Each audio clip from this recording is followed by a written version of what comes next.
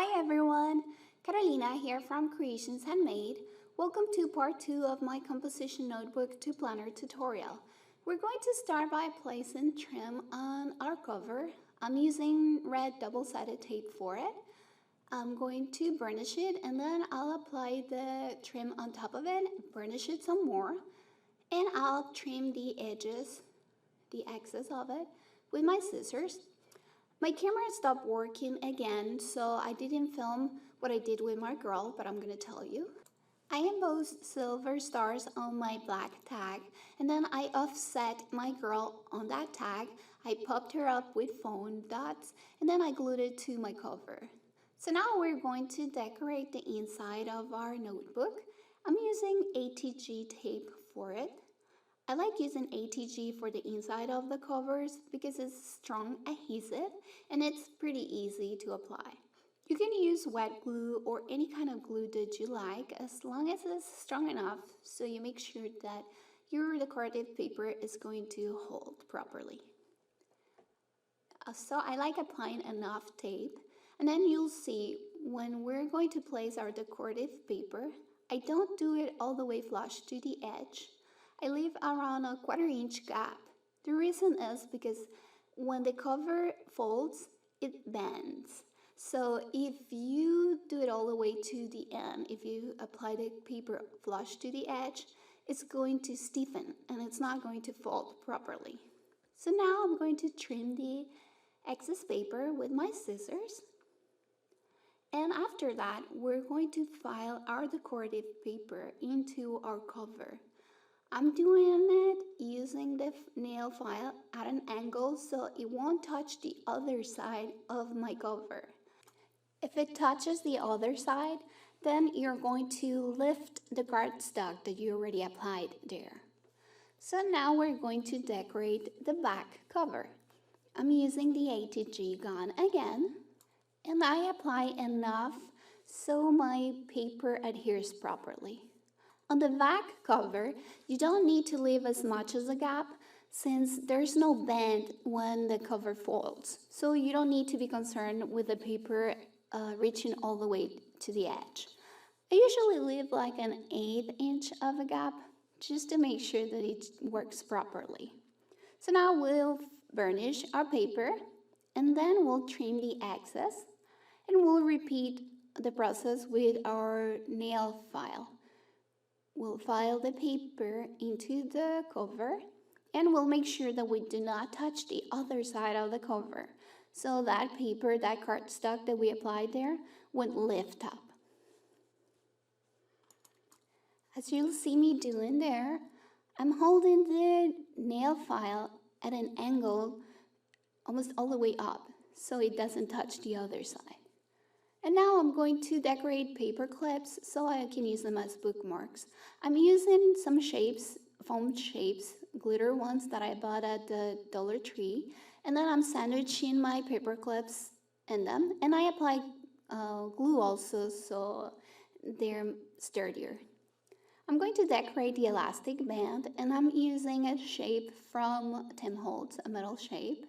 I applied it with glue, but I'm going to use E6000 afterwards to make sure that it sticks properly. And I also decorated a paper clip with a metal crown that I had in my stash. Now we're going to place the metal corners from Tim Holtz to our composition book. I'm using my super cute hammer for this. Make sure that you're not shy while placing your metal corners because you want to make sure that they attach properly. So use a little bit of force. And then you'll repeat the same process for the back to attach your metal corners. Now we're going to place our pen holder from Handmade. It has glue on it already, so you just have to peel it off and place it wherever you want it and stick it real well. It's very easy to do. And our composition book, it's looking really cute already. I'm going to decorate the metal crown that I'm using as a bookmark.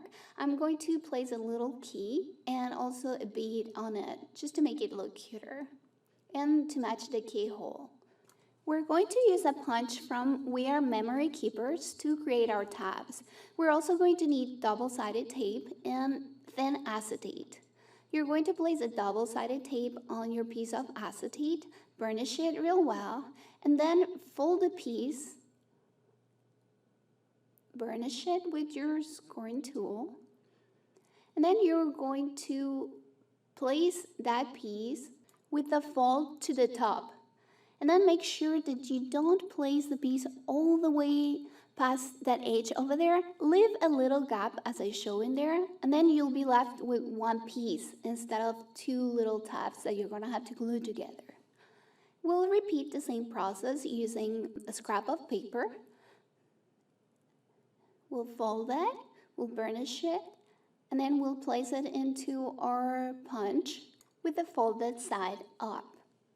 Make sure that you leave a little gap in there towards the edge of the top part of the punch, so you are left with one whole tab, not two pieces. If you push it all the way up, then it's going to cut two pieces instead of one. Now we're going to place the acetate that has adhesive, the tab, to cover our paper. And the acetate will protect our tab and make it last longer. You could apply the name of whatever you're going to use the tab for. In my case, it's going to be the month of the year. You can put the month inside of the tab before you apply the acetate. But I do it right to the top of the acetate. I just stick it to the top in case I need to change the name.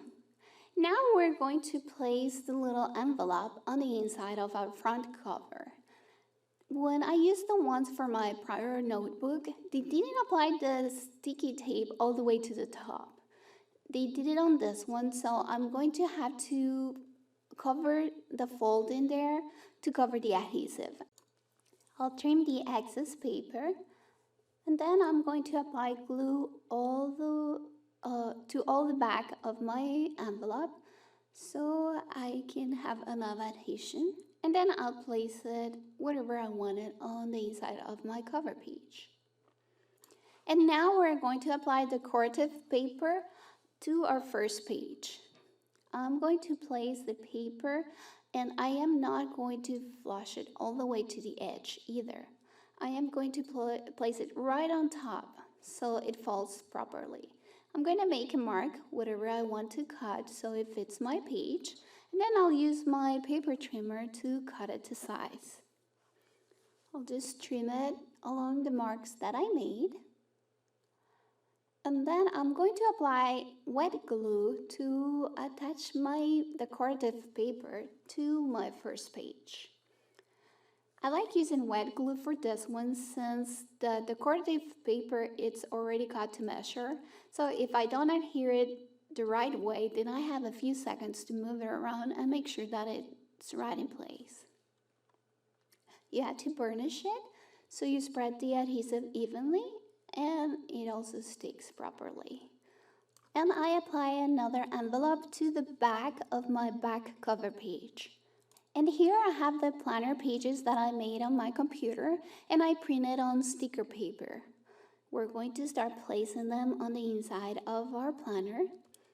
And I'm going to kind of measure in here so I know what size I need to cut my printed pages into.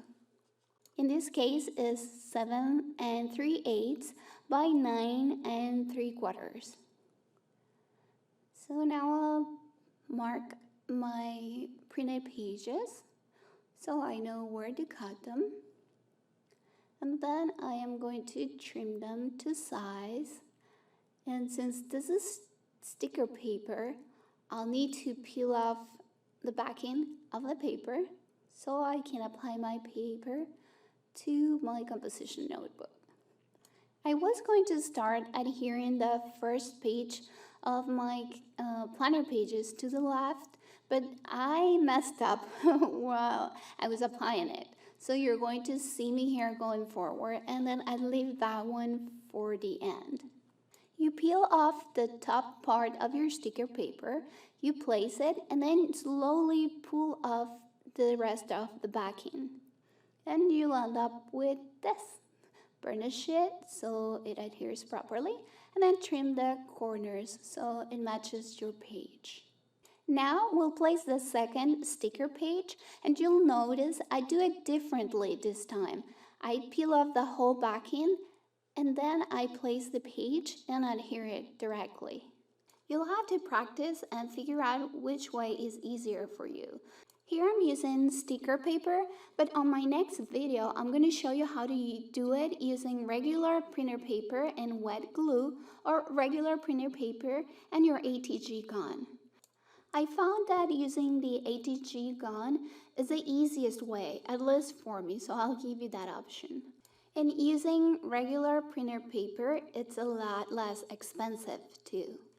I also have to tell you, I made a mistake here. I should have applied the tabs, the monthly tabs first before I applied my sticker pages. I didn't do it, but I'll show you on my next video how to fix that. So I hope you liked part 2 of my tutorial. If you did, click the like button, subscribe, follow me on Instagram as Creations Handmade, and I hope to see you back here soon for the final part 3 of my tutorial. Bye bye!